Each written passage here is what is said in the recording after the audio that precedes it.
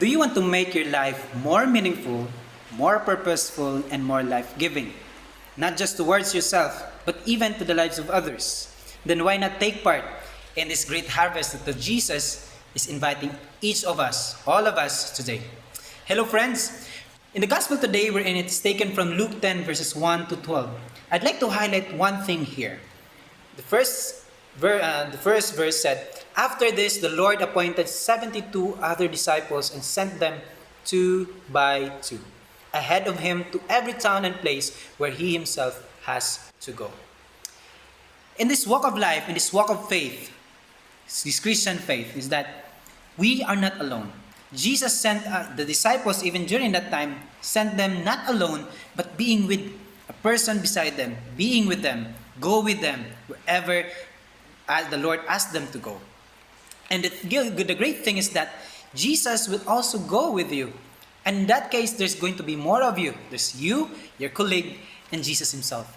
But in reality, wherein a lot of people nowadays are being invited to take part in this great harvest, is that we are not alone. And even in the struggles that we are facing day by day, sometimes you would think that I'm just the only person feeling this way or having this type of challenge.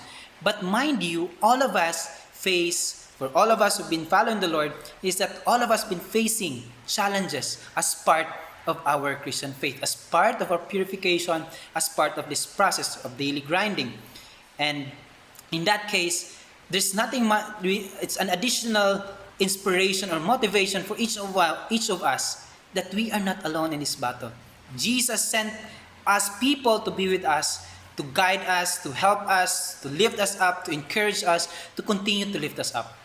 And mind you, it's not only one, but there are a lot of us. And so friends, if you are doubting today that if Jesus is really asking you to be part, and then you're doubting because you feel alone, but be reminded that today, Jesus is telling all of us that we are not alone in this battle. We might feel that we are alone, but we have Jesus himself. And Jesus manifests himself to the people that he uses as his instruments to make us feel that he is ever present in us. And so friends, remember, you are not alone.